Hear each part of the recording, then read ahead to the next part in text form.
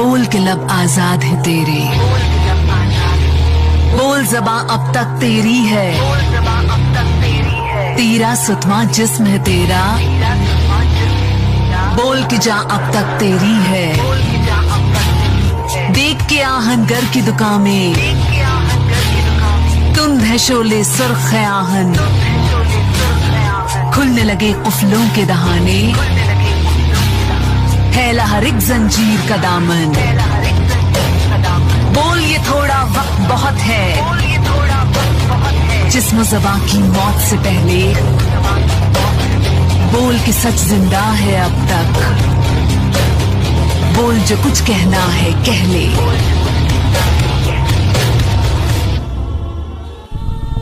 सभी भारतवासियों को प्रणाम।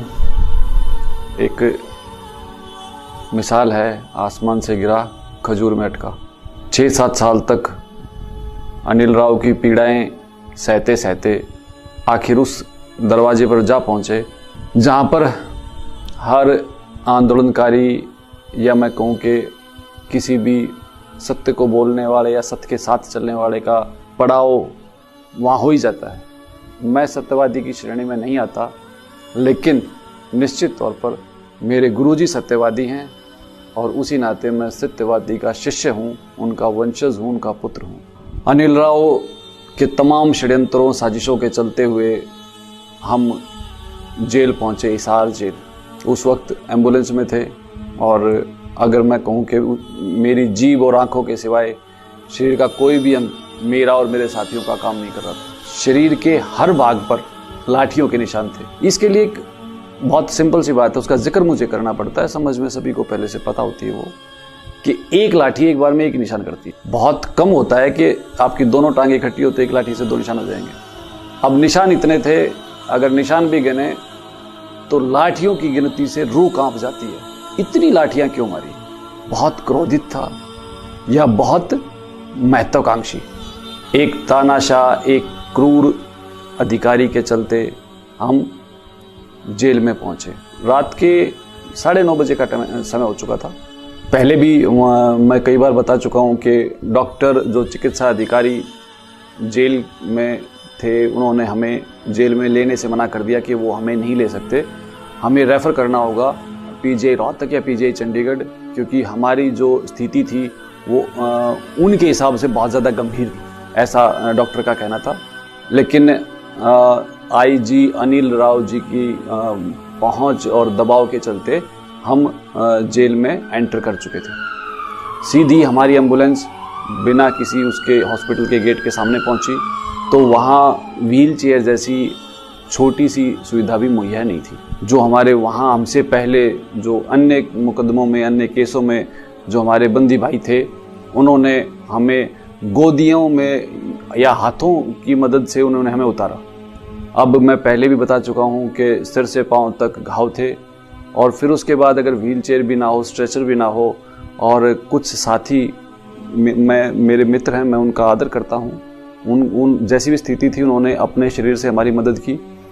तो इस तरीके से अगर वो उतारेंगे, 7 फ्रैक्चर बताए जाते हैं एक्सरे में मेरे शरीर में थे। पसली मेरी टूटी हुई थी, दोनों हाथ में फ्रैक्चर थे और एक पाँव 3 जगह से टूटा हुआ था।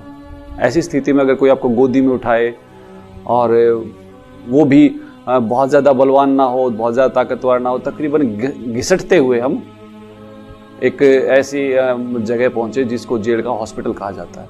और वहाँ पहुँचने के बाद हमें ये एहसास हुआ कि चलो अब तो सफ़र काफ़ी कंप्लीट हुआ और यहाँ कुछ दिन आराम से रहेंगे। जब मैंने जेल की छत की तरफ देखा तो मुझे लगा कि यहाँ आना भी किसी न किसी भगत के लिए, या मैं कहूँ कि भगत तो शायद उस श्रेणी में मैं नहीं आ पाऊँगा, अभी बहुत ही ज़्यादा कमियाँ हैं। एक आंदोलनकारी के लिए या किसी भी प्रकार के एक अनुयायी के लिए ये सब चीज़ें हो जाती हैं। वहाँ हमें ज़मीन में लटा दिया गया, काफ़ी सख्त फर्श था और जो हमारी स्थिति थी वो गंभीर थी।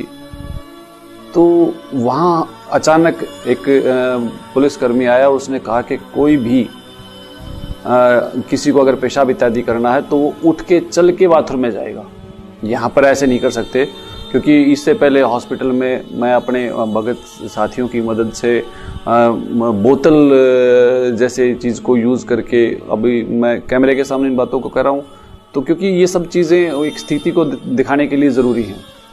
अब अगर कोई स्थिति में आपसे कहे आपका पाँव 3 जगह से टूटा हो, दूसरा पाँव आपका वज़न उठाने के लायक ना हो, और फिर आपको ये कहा जाए कि आप चल के जाएंगे, तो इसका तात्पर्य यही है कि वो ये कहता है कि आप अपने नित्य क्रम से भी निर्मित नहीं हो सकते। खैर, उनकी उस हालात को देखते हुए हमें फिर वो बाहर वाली स्थिति फिर से ताज़ा हुई कि आसमान से तो गिरे लेकिन खजूर में अटक गए।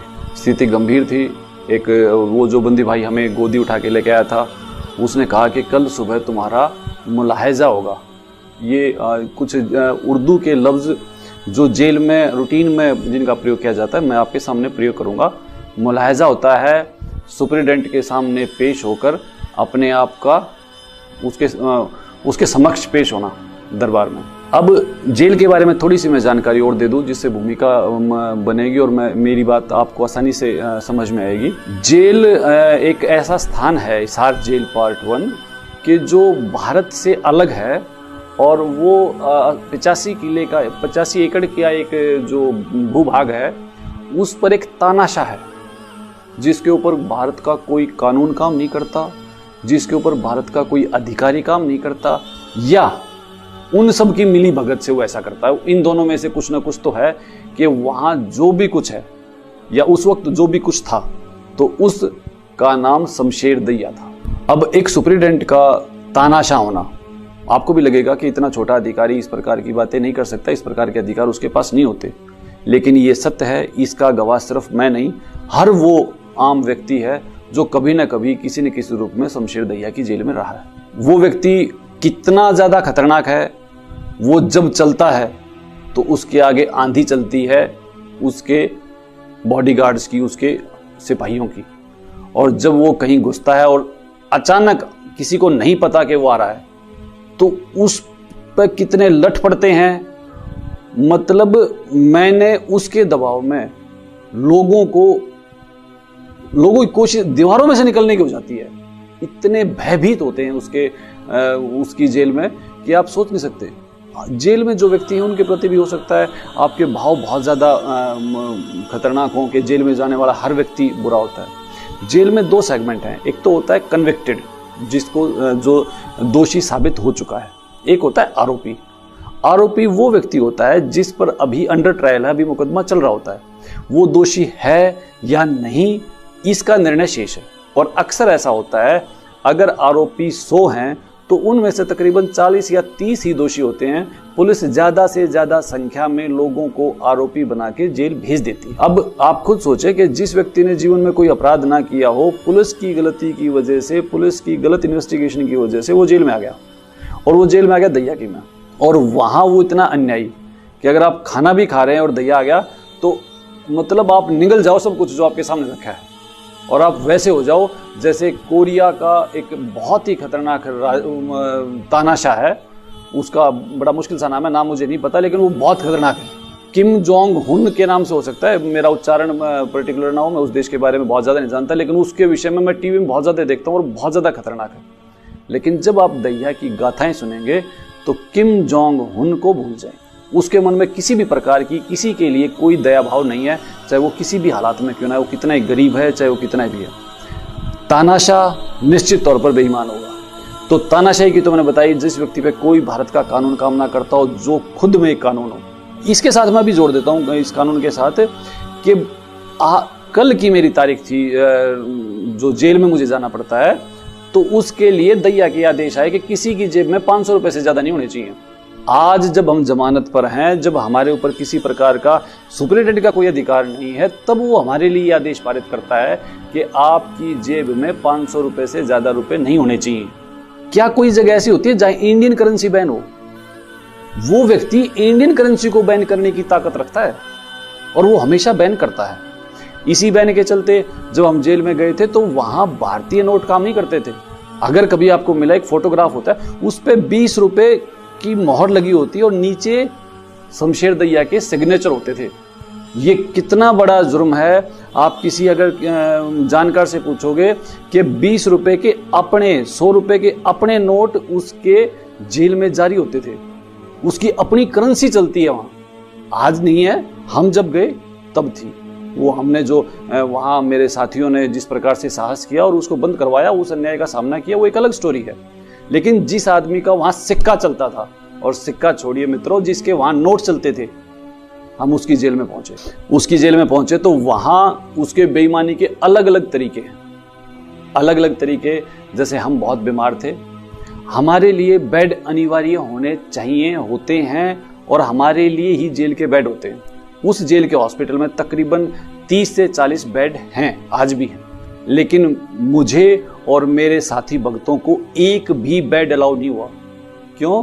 क्योंकि बेड पेमेंट पे होता है। जो 20,000 रुपये महीना देगा उसको बेड मिलेगा, और 20,000 रुपये महीना वो देंगे जो वहां किसी न किसी प्रकार से एक प्रोफेशनल जो लोग हैं, क्रिमिनल्स, उनके पास वो सब चीजें होती हैं। हॉस्पिटल बीमारों के लिए हमें भी उसमें डाला गया, लेकिन उसमें तमाम वो प्रोफेशनल लोग वहां थे जो किराए पे दैया से बेड लेके वहां अपना ऐशो आराम फरमा रहे थे।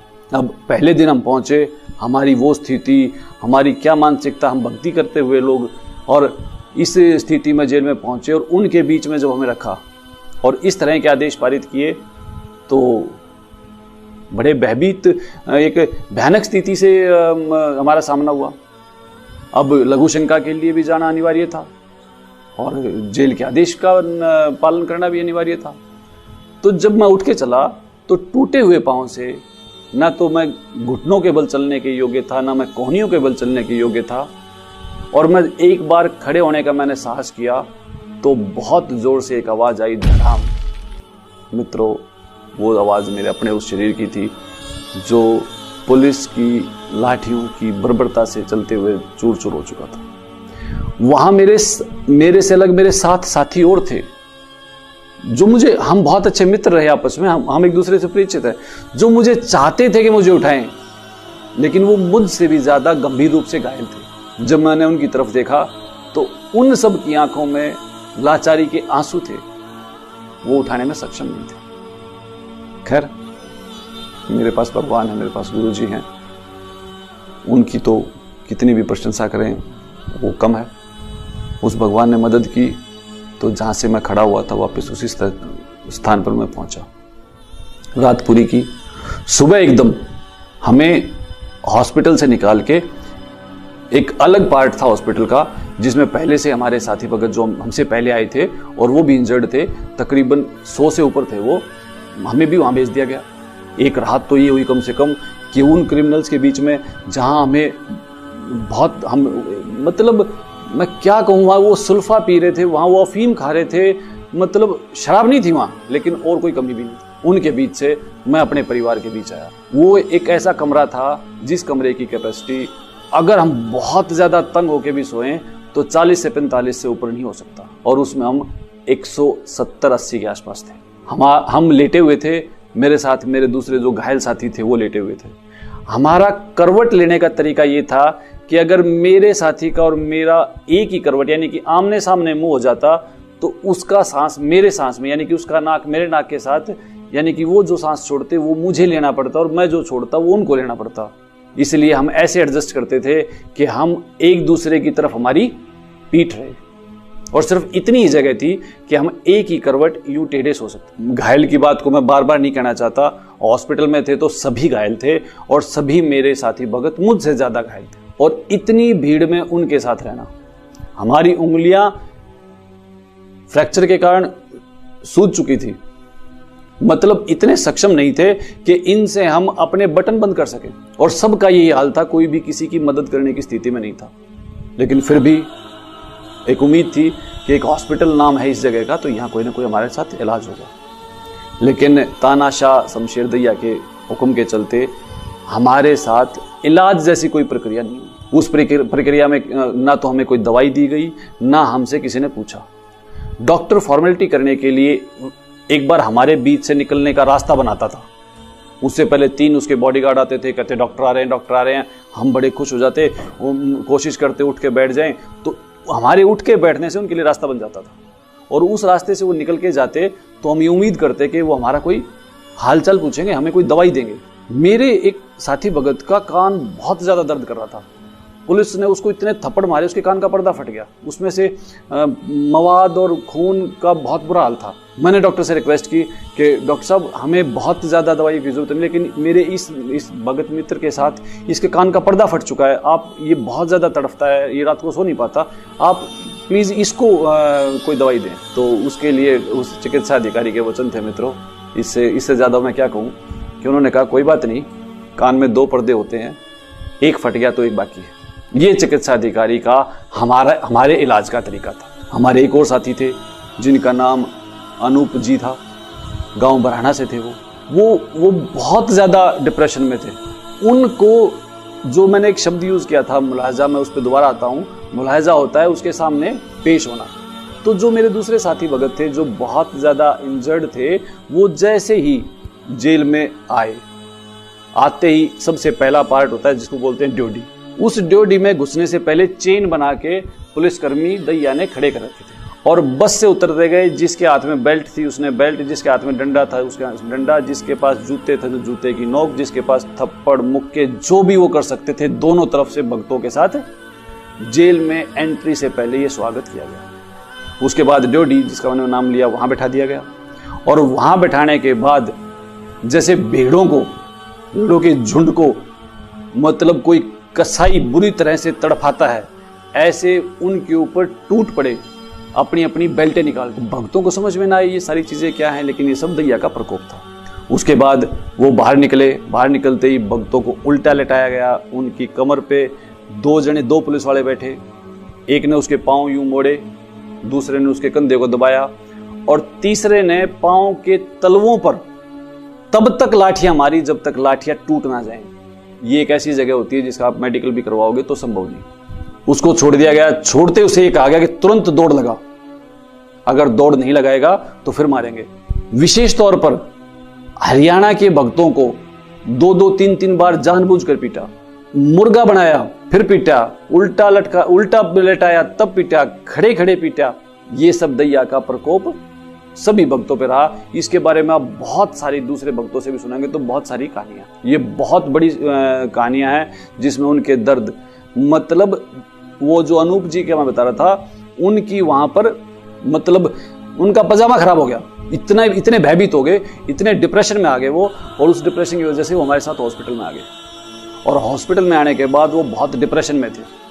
उन्हें नहीं पता था उनके साथ क्या हो रहा है, कौन उनके आसपास है। अचानक मैं उसको भाग्य की क्या कहूँ कि शमशेर दैया का हॉस्पिटल में आना हुआ, और वो डिप्रेशन में अपने दिमाग का संतुलन खो चुके थे। उन्होंने कुछ ऐसा शब्द कहा जो मानवीय रूप से उसको गाली की श्रेणी में नहीं कह सकते, लेकिन आपकी जगह तू कह दिया। और आपकी जगह तू कहने के बाद शमशेर दैया ने उनको ऐसे इंजेक्शन लगवाए कि उनको पैरालिसिस हो गया। और पैरालिसिस के बाद वो हमारे भगत भाई, उनको एक सॉलिटरी कन्फाइनमेंट यानी कि एक जने के लिए जो कोठरी होती है उसमें डाल दिया।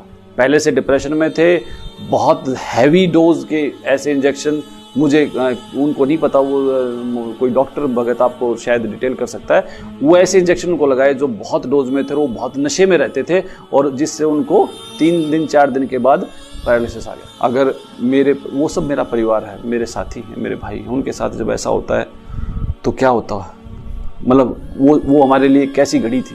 वो ऐसी घड़ी थी कि मैं अपना दुख देखूं या अनूप जी का दुख देखूं। मेरे एक भाई जिसका नाम दीप है, मेरा एक भाई जिसका नाम अविनाश है, उनके हाथ और पाँव को अगर आप देखेंगे तो आपकी रूह कांप जाएगी, कैसी स्थिति है उनके हाथ और पाँव की। और उसी हाथ जिसकी 3 उंगलियां नहीं है, हथेली बीच से गायब है, जिसका पाँव नहीं है और आधा पंजा गायब है, बुरी तरह से घायल है, और उस पर लठ मारना, उस पर डंडे मारना, ये दैया का काम था। ये हमें इलाज के तौर पर ये दिया घायलों को कि जहां आपको चोट थी वहां आपको इस प्रकार से लाठियां बरसाई जाएंगी। ये हमारा इलाज किया शमशेर सिंह दैया ने। अब उसका परिणाम परमात्मा जाने क्या होगा, लेकिन बहुत दुर्दशा हुई। शारीरिक रूप से कष्ट हो गया। दूसरा, हम कबीरपंथी हैं, हम मूर्ति पूजा नहीं करते। हम मूर्ति भंजक नहीं है, लेकिन मूर्ति पूजा नहीं करते। शमशेर दहिया ने एक विशेष षड्यंत्र रचा कि हनुमान जी का एक जागरण जैसा जो होता है ना, एक चौकी होती है, जो भी एक व्यवस्था होती है, जैसे अभी हनुमान जी के उपासक करते हैं, वो किया। हमें उससे कोई आपत्ति नहीं, जो जिसको मानता है वो करे। लेकिन वो इसलिए नहीं किया कि वो हनुमान जी को खुश करना चाहता था। उसने इसलिए किया कि हम कबीर जी की भक्ति छोड़कर हनुमान जी की भक्ति करें। ये किसी का कोई भी इष्ट देव है, मेरे लिए आदरणीय है, मैं प्रणाम करता हूं हनुमान जी, लेकिन कबीर जी मेरे इष्ट है, मैं कबीर जी को नहीं छोड़ सकता। लेकिन शमशेर दहिया ने एक चक्र नाम का स्थान होता है, जो इसको जेल का सेंटर पॉइंट बोलते हैं, वो सेंटर ऑफिस भी कहा जा सकता है जेल के अंदर का, वहां से जेल को नियमित किया जाता है। वहां पर इस प्रकार का एक आयोजन किया और उस आयोजन में विशेष तौर पर भक्तों को बुलाया और तमाम वो मर्यादाएं, जो मर्यादाएं मेरे गुरुजी भगवान ने मुझे दी हैं अपनी भक्ति बनाए रखने के लिए, उनको जानबूझकर नष्ट करने की कोशिश प्रतिदिन करता। शारीरिक चोट, भगवान का सहारा हमें मर्यादाओं में रहते हुए मिलता है। मानसिक चोट कि मर्यादाएं टूट जाएं। ऐसे ऐसे क्रिमिनल जिनका नाम गब्बर, शरीर 6 फुट 3 इंच, वजन 120 किलो, पता नहीं क्या क्या, उन्होंने उनकी जिम्मेदारी लगा दी कि इनको बीड़ियां पिलाओ, इनको वो सब काम करवाओ जिनसे इनकी मर्यादाएं टूट जाएं। परमेश्वर रक्षक हमारे उस घड़ी में भी उस भगवान ने हमारा साथ दिया और वो समय भी बीता। अगली चोट आर्थिक। कुछ ही चीजें जो कैंटीन में सुपरिटेंडेंट रख सकता है, लेकिन शमशेर सिंह दहिया हर प्रकार की सब्जी, हर प्रकार के फल जेल में रखता है। इसलिए नहीं कि वो कैदियों की सेवा करना चाहता है, इसलिए कि वो उनके 20 से 50 गुना दाम वसूलता है। सब्जी जेल में बनती है, उसका स्तर इतना नीचे होता है कि आपको उसमें से गटर के पानी की बदबू आती है, जिसको आप खा नहीं सकते। वो सुनियोजित तरीके से बनाई ही ऐसी जाती है कि जिसको आप खा ना पाएं। अब उसको आप नहीं खा पाएंगे तो आप कच्ची सब्जी खरीदेंगे, और कच्ची सब्जी खरीदेंगे तो उस सारे से जो एक लाभ होगा वो 10 से 15 लाख रुपए का हर महीने होगा। अब आप कहेंगे क्यों, सुपरिटेंडेंट को तो चेक करने वाले बहुत सारे हैं। जेल की कैसी व्यवस्था होती है मित्रों कि जेल के दरवाजे पर पहले कोई आएगा तो उसको सुपरिटेंडेंट को सूचित करना होगा। 2 साल की मेरी जेल यात्रा के दौरान एक बार ही एक महिला जज थी जिन्होंने औचक निरीक्षण किया था। सुपरिटेंडेंट को नहीं पता था और वो अचानक आ गई और उन्होंने सब्जियां वगैरह के वो जो सैंपल थे वहां इकट्ठे किए। अन्यथा जितने भी कोई अधिकारी, चाहे वो आदरणीय जज हैं या आदरणीय दूसरे अधिकारी हैं, वो जब सभी आते हैं तो उससे पहले सूचना होती है सुपरिटेंडेंट के पास और वो सब व्यवस्था ऐसी करवा देता है जैसी कानून होती है। तो हमें कब पता लगता है कानून क्या है? जिस दिन वहां किसी प्रकार का निरीक्षण हो, उससे हमें कानूनों की जानकारी मिलती है। और उसके बाद वहां क्या होता है, कोयले की बोरी, कोयला बिकता है। क्यों बिकता है? हमें भट्टी चलानी होती है, भट्टी पैसों में आती है। सब्जी के मोल, एक पालक की जूटी का मोल 70 रुपए होता है, और प्याज और आलू इनका तो डिटेल मेरे पास है नहीं, बहुत ज्यादा महंगे होते हैं। तो ये सारी चीजें हुई, आर्थिक रूप से पीड़ित हुए, जेब में एक पैसा नहीं, और वो सब्जी जिसको इंसान नहीं खा सकता वो हमें खानी पड़ी। शारीरिक रूप से पीड़ित हुए, मानसिक रूप से पीड़ित हुए, और इलाज का जो तरीका हुआ वो सब आपके सामने है। उसके बाद जेल की एक व्यवस्था होती है, 1 महीना 18 नवंबर से 18 दिसंबर तक शमशेर सिंह दहिया जेल पार्ट 1 में हमारे सुपरिटेंडेंट बन के रहे, और 1 महीने तक सभी भक्तों को 3 से 4 बारी दिन में, जिस प्रकार बहुत संभाल जो करते हैं अपने बच्चों की तो 3 से 4 बार खाना खिलाते हैं, ऐसे ही शमशेर सिंह दहिया 3 से 4 बारी में हम सब भक्तों को बाहर निकाल के पीटता था। सॉलिटरी कन्फाइनमेंट जो एकदम कोठरी होती है, काल कोठरी, उसमें डाल देता था। ये पता लग जाता कि इसके पास इसके यहाँ से पैसे आ सकते हैं तो उसको काल कोठरी में डाल देता, और काल कोठरी से निकालने के लिए पैसे वसूलता, किसी से 5 लाख, किसी से 4 लाख। और यदि कोई नहीं देता तो उसके साथ क्या व्यवहार करता, मतलब सगे भाइयों को नंगा कर देता एक दूसरे के साथ। वहां कोई कुछ सुनने वाला नहीं। भक्तों, मेरा एक भगत भाई है, उमेश नाम है, उसके साथ दुराचार करवाया उसने एक अन्य कैदी से। वहां एक व्यवस्था भी है कि इस प्रकार के तानाशाह की एक लॉबी तैयार हो जाती है। उस लॉबी में कर्मचारी भी होते हैं और दूसरे जो कैदी 20-20 साल की सजा काट रहे होते हैं वो भी उस लॉबी में होते हैं, और वो लॉबी वही करती है जो वो चाहता है। अब अगर मैं वहां कोई आवाज उठाने की कोशिश करूंगा तो पुलिस कर्मचारी तो मुझे पीटेंगे ही पीटेंगे, इससे अलग वो जो कैदी जो उसकी लॉबी में हैं वो मुझ पर हमला करेंगे, और उस हमले का वही स्थिति होगी जो क्रोथा कांड में आर्य समाजियों के साथ हमारी थी। कसूर उनका, हमला उनका, केस हमारे। तो ऐसी शमशेर दरिया की वहाँ व्यवस्था है कि उस लॉबी के जो कैदी हैं वो हमारे ऊपर हमला करेंगे और उस हमले के बाद हमारे ऊपर मुकदमा बनेगा और हमें पीटा जाएगा। ऐसे ही दुराचार करवाया उस नाबालिग भगत के साथ, और उसके लिए हमने हर कोशिश की कि शमशेर सिंह दरिया पे कार्रवाई हो। उसने बयान भी दिए, उसने हर प्रकार से जो भी कुछ हो सकता, हमने कोई कमी नहीं छोड़ी अपनी बात को कहने में। लेकिन शमशेर दरिया के हाथ इतने लंबे हैं कि मुझे लगता है उसके सामने भारत का कानून बोना है। आज 4 साल के करीब समय बीत जाने के बाद भी एक भी इंक्वायरी उसके सामने उसको दोषी नहीं साबित कर पाई। जिस व्यक्ति ने जेल में घुसते ही भक्तों के पास जो भी कुछ था, मतलब यातनाएं, पैसे अगर कोई किसी ने वहाँ बचा लिए होंगे, जो तलाशी आश्रम से निकलते हुए हुई थी और वहाँ तक पहुँचा है, तो वहाँ उसने वो छीन लिए। एक बड़ा सा वो रखवा दिया, एक पीपा सा रखवा दिया कि जिसके पास पैसे हैं वो इसमें डाल दो, जैसे वहाँ दान पात्र रखे और वो हमारा मंदिर हो। इतना बुरा हाल उसने किया कि हम सोच नहीं सकते। बर्तन छीन लिए, बर्तन छीनने के बाद वो बर्तन तो कबाड़ में बेच दिए ट्रक भर के। उसके बाद नए बर्तन आए और एक बर्तन जिसकी कीमत बाहर 50 रुपए की थी वो हमें 500 रुपए में बेचा। और इस प्रकार का काम अगर वो 1 महीने में एक बार कर देता तो इससे भी कई लाखों का फर्क पड़ता है। तो ये सारे जो अत्याचार शमशेर दरिया ने हमारे साथ किए, वो ब्लॉक में आ गया। और ब्लॉक जैसे दोपहर में सभी कोई धूप में बैठा है, कोई कुछ कर रहा है, अपने कपड़े धो रहा है या कोई नहा रहा है, और अचानक शमशेर दरिया आ गया और वहां 50 आदमी उसके सामने हैं, तो 50 के 50 को वहीं पीटा। वहीं अगर पुलिस कर्मचारी की क्षमता उसमें कम है, गिनती कम है और वो जिनको पीटना है वो ज्यादा है, तो उसके लिए फिर कैदी आए, कैदियों के हाथ में लाठियां दी, कैदियों से हमें पिटवाया। अब ये इस तरह का जो परिदृश्य होता था कि जब वो किसी ब्लॉक में एंटर करता और उसका सिद्धांत ये था कि मेरे सामने कोई नहीं आएगा, मुझे दिखेगा कोई नहीं, कि जब मैं वहां गया तो सब अपनी अपनी कोठरियों में, अपनी अपनी उनमें जाके बैठ जाएं। लेकिन ऐसा संभव नहीं हो पाता था।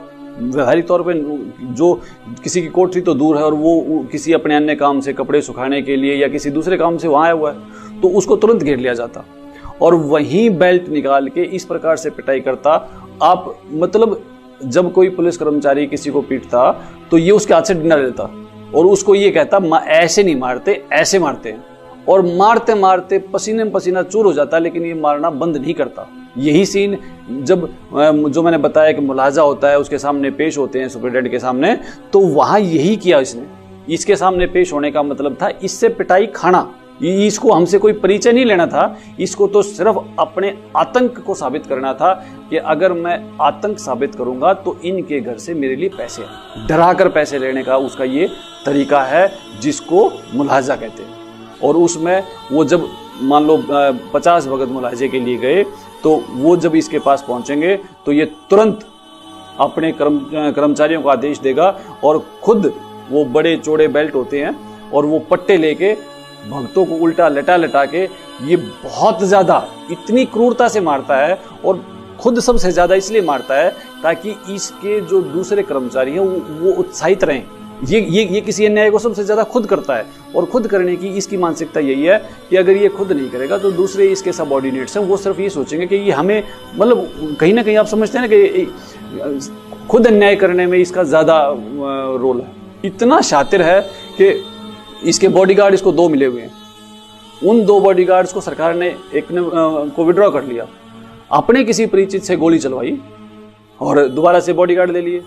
और इसके इतने राजनीतिक संबंध है कि आज तक इस बात की जांच नहीं हुई कि वो गोली किसने चलाई, क्यों चलाई। नहीं, सिर्फ इसको अपने बॉडीगार्ड लेने थे, और बॉडीगार्ड से सिर्फ इसका मकसद ये होता है कि ये शान से चले और इसको कोई रोकने टोकने वाला ना हो। अभी मतलब हम कल भी अगर गए हैं तो जिस सड़क से ये निकलेगा उस सड़क पे पहले बहुत सारे पुलिस कर्मचारी आ जाएंगे और वो सब हमें दीवारों के साथ खड़े कर देंगे, क्योंकि यहाँ से दरिया निकलेगा। किसी भी तरह का जनता के प्रति इसकी कोई जवाबदेही नहीं है किसी भी तरह। और मुझे तो दुख इस बात से होता है कि हमारा जो उच्च अधिकारी हैं, जो हमारे, वो भी इस अत्याचार को हम पर होने दे रहे हैं। इसका सीधा सा मतलब है कि इसकी कमाई में उनकी भी भागीदारी, अन्यथा ऐसा नहीं हो सकता हम आज तक का जितना भी जीवन हमने देखा है, आप किसी न किसी तरह की शिकायत करते हैं तो कार्रवाई तभी नहीं होती जब कहीं ना कहीं उसके साथ किसी न किसी अन्य की भागीदारी निश्चित की जा चुकी होती है। मतलब एक कागज, एक पेन, अगर आपको एप्लीकेशन लिखनी है तो वो शमशेर सिंह दैया की जेल में अवेलेबल नहीं है। नेल कटर एक अनिवार्य चीज है, नाखून सफाई के लिए बहुत ज्यादा जरूरी है। आपको नाखून काटने के लिए नेल कटर नहीं मिलेगा, आपको नाखून जमीन में घिसाने पड़ेंगे। ये नहीं है कि सभी जेलों में ऐसा होता है, ये सिर्फ शमशेर सिंह दैया की जेल में ऐसा होता है, जिसका सिर्फ कृत्य होता है अमानवीय कर्मों को ज्यादा से ज्यादा करना। आप पैंट के नीचे शर्ट नहीं दबा सकते शमशेर सिंह दैया की जेल में, ये उसकी शान के खिलाफ है। ऐसे ऐसे नियम हैं, अगर आपको ये लगे कि जेल में जाने के बाद आप ये एहसास नहीं कर सकते कि आप भारत में ही हैं, आप कुर्सी पर नहीं बैठ सकते। अगर गलती से कुर्सी खाली है और आप कुर्सी पर बैठ गए तो ये बहुत बड़ा अपराध है, उसके लिए आपको कितनी मार खानी पड़ेगी आप नहीं सोच सकते। हमारे साथ जो गए थे वो हेडमास्टर थे, डॉक्टर थे, बहुत पढ़े लिखे इंजीनियर थे, वकील हमारे भगत भाइयों में जो पुलिस ने अरेस्ट करके जिन पे झूठा मुकदमा बनाया उसमें बहुत शिक्षित लोग थे। लेकिन एक मैट्रिक पास एक हवलदार जो दैया की दिशा निर्देश में है, वो उस डॉक्टर को कुर्सी पे बैठने नहीं देगा, और अगर बैठ भी गया तो उसके साथ अत्याचार। अरे कौन सा तरीका है ये? कुर्सियां थाने में जाते हैं वहां भी कुर्सियां होती हैं, हॉस्पिटल में जाते हैं वहां कुर्सियां होती हैं, हर कुर्सी का मतलब हुकूमत नहीं होता।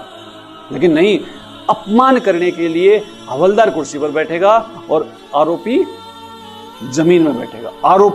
आरोपी मैंने क्यों कहा है? क्योंकि हम सब बेकसूर हैं, बेकसूर थे और बेकसूर साबित होंगे।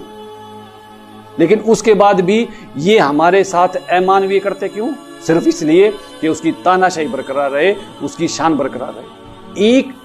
एक जगह भी मुलाकात, एक व्यक्ति का मुलाकात करने के लिए नेपाल से कोई आता है, छत्तीसगढ़ से कोई आता है, बिहार से कोई आता है, 3 दिन चल के कोई आता है, उसको 5 से 7 मिनट से ज्यादा मुलाकात नहीं करने देगा। ये हमारा कानून नहीं है। जो कानून है वो दैया की जेल में नहीं चलता। अब दैया की जेल में कानून क्यों नहीं चलता, इसी विषय पर हमारा संघर्ष है।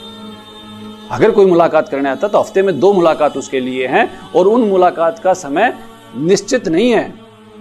अगर डिप्रेशन में कोई है और उसको लगता है कि उसका परिवार से ज्यादा बातचीत करनी जरूरी है तो सुपरिटेंडेंट का ये दायित्व है कि उसके लिए वो व्यवस्था करे। फोन, हमारे भक्तों को फोन करने की कोई परमिशन नहीं, जबकि जेल में फोन है, व्यवस्था है, लेकिन परमिशन नहीं। क्योंकि परमिशन अगर दे दी फोन हम करें, 18 नवंबर तक 1 महीने तक हमारी जेल में रहा ये, एक फोन भी कोई भी भगत उस सार्वजनिक स्थान से जहां से फोन करने की व्यवस्था सरकार ने दी गई है वो हमारे लिए अलाउड नहीं थी कि कहीं फोन पे कोई अपने प्रियजनों को आप उन अत्याचारों के बारे में ना बताते। मुलाकात 18 नवंबर को हम जेल में पहुंचे और 15 दिन तक किसी भी भगत की किसी से कोई मुलाकात नहीं करवाई गई। क्यों? क्योंकि सबके एड़ी से चोटी तक दैया के बैंतों के निशान सबकी कमर पे थे। भगत सीधे नहीं सो पाया करते, उल्टे सोया करते। कमर ऊपर की तरफ होती थी, पेट के बल वो सोते थे। पेट के बल क्यों सोते थे? क्योंकि कमर के बल सोने के लिए कमर का ठीक होना जरूरी है, घाव का ठीक होना जरूरी है। और जिनकी दिन में 5-5 बार पिटाई हो, उनकी कमर के, उनके शरीर के क्या हालात होंगे सोचा नहीं जा सकता। हमें शोच इत्यादि करने के लिए भी जब इतने बैंत हमारी कमर पे लगेंगे, हमारी कमर से नीचे पांव तक इतने बैंत लगेंगे, तो भगत जब शौच इत्यादि भी करते थे तो वो बाथरूम के साथ ही हमें डाला गया था, तो वहां से कराहटें आती थी, आवाजें आती थी। अमानवीय कृत्य कितने होते हैं जो हमने सुना था 3rd डिग्री किसी जासूस पे इस्तेमाल की जाती है, किसी पाकिस्तान के एजेंट पे इस्तेमाल की जाती है, वो सभी शमशेर सिंह दैया की जेल में इस्तेमाल की जाती है। बहुत भयानक है, बहुत क्रूर है। मुलाजे का समय था, एक सुमेर दास जी हैं करनाल से, उनकी बदकिस्मती कहूँ या भगवान की देन कहूँ, मेरे पास शब्द नहीं होते। कई बार खुशकिस्मती बदकिस्मती में बड़ा कन्फ्यूजन होता है कि उनका बड़ा लंबा तगड़ा शरीर है, लेकिन है बहुत वो सीधे साधे भोले भाले बड़े परमात्मा के प्यारे भगत। उनको पीटने के लिए उल्टा लेटा लिया, शरीर काफी मजबूत था, बहुत दैया ने खुद अपनी बेल्ट निकाल के उनको बहुत पीटा, बहुत मारा, और मारते मारते ये स्थिति होगी कि एक चेन जैसी बना रखी थी। मैं एक बार थोड़ी सी व्यवस्था बता देता हूँ कि एक बहुत बड़ा कंपाउंड है जेल में, जैसे अंदर जाएंगे वहाँ पार्क और ड्योडी के बीच में वहाँ सभी एक घेरा बना के दैया के जो जेल पुलिस के कर्मचारी हैं वो खड़े हो जाएंगे, और फिर वो जब घेरा बनाएंगे तो उसके बीच में भक्तों को लिटाया जाएगा, और वहाँ दैया खुद खड़ा होगा और भक्तों को लेटा के फिर वो जो घेरा है वो नजदीक होता चला जाएगा, और वो उन भक्तों को, एक भगत को 3 पुलिस वाले दबा लेंगे और चौथा उनको लाठियां मारेंगे। और ये सब चीजें वो लगातार करते रहेंगे। पहले 20 निकल गए, उसके बाद अगले 20, फिर वो निकल गए, उसके बाद अगले 20, और ये मतलब मारते मारते लाठियां टूट जाएंगी, पसीने में चूर चूर हो जाएंगे, भगत तड़फते रहेंगे, चीखते रहेंगे, लेकिन दैया इन सब कामों को वहां लगातार करवाता रहेगा। और किसी भी प्रकार की एक भगत, अगर वो शारीरिक रूप से कमजोर है या वो शक्तिशाली है, तो वो जो मैं बता रहा था उन भगत जी के साथ ऐसा हुआ, तो वो बेचारे जाके छुप गए। जैसे दूसरे भक्त, उनकी पिटाई हो चुकी थी और उनको ये भय था कि दोबारा से फिर पीटेगा, तो वो थोड़ा सा कुर्सियों के पीछे जाके बैठ गए। उन कुर्सियों के पीछे जाके बैठने के कारण मतलब उनको वहां से फिर दोबारा से लाया गया, फिर दोबारा से स्पेशल इसी बात से पीटा गया, अच्छा तू भागता है, अरे मतलब अगर आप मारो भी और हम वहां खड़े भी रहे। कोई भी स्थिति जो भी आपके बचाव की है, अगर आपके हाथ जोड़ने की स्थिति भी बचाव की है, तो ये नहीं कहेंगे कि हम दैया के सामने हाथ जोड़ रहे हैं, कहते हैं अपने गुरु जी को हाथ जोड़ रहे हैं, इसको और मारो। अगर कोई पीटता है और पीटते पीटते भगत हाथ जोड़ते हैं, उनसे क्षमा याचना करते हैं, उनसे प्रार्थना करते हैं कि आप ना मारो, तो वो ये नहीं मानता दैया कि ये मुझे कह रहा, कहता ये तो संत रामपाल जी को हाथ जोड़ रहा है, इसको और मारो। मतलब किसी के गले में लॉकेट, उसको बर्दाश्त नहीं, अगर लॉकेट भी है तब भी वो बहुत पीटता है। आज भी अगर हम जेल में जाते हैं और हमारे गले में लॉकेट है तो वो पहले से ही पेड़ों पर टंगवा देता है। इस प्रकार का एक सीन, इस प्रकार का दृश्य आप अगर देखें, और यूं मैंने तो कभी कसाईयों को बकरे काटते हुए वैसे नहीं देखा जैसे दैया भक्तों को पीटता था। अब मैं आपको मोटी मोटी इंक्वायरी गिनवा देता हूं। इसने भक्तों से जबरन वसूली की, किसी से 5 लाख तो किसी से 10 लाख, जिसका जैसा भी सामर्थ्य था उससे वसूली की। सभी के लिए हमने शिकायत दर्ज करवाई, सभी की हमने शिकायत की, लेकिन कोई कार्रवाई नहीं हुई। इसने मेरे गुरुजी से 50 लाख रुपए की मांग रखी, और वो मांग इसने जब रखी जब ये उस जेल का सुपरिटेंडेंट नहीं था, दूसरी जेल में जाके। हरियाणा के विवादित संत रामपाल दास ने हिसार जेल अधीक्षक पर रिश्वत मांगने के सनसनीखेज आरोप लगाए हैं। रोहतक कोर्ट में पेशी के लिए आए संत रामपाल ने पत्रकारों से बातचीत में कहा कि जेल अधीक्षक ने सुविधाओं के नाम पर 50 लाख रुपए मांगे हैं।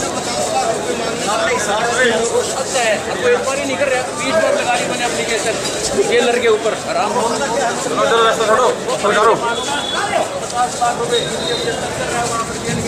11 दिसंबर को मेरे गुरुजी जेल में गए, रिमांड के बाद, बहुत लंबे रिमांड के बाद जेल में गए, और जेल में जाए भी 2 दिन नहीं हुए थे कि शमशेर दैया दूसरी जेल में, आप हिम्मत देखो, ऐसा काम बिना किसी के वरदस्त के नहीं हो सकता कि दूसरी जेल में जाके इसने 50 लाख रुपए की डिमांड रखी और जान से मारने की धमकी उसी जेल के सुपरिटेंडेंट और दूसरे लोगों के सामने दी।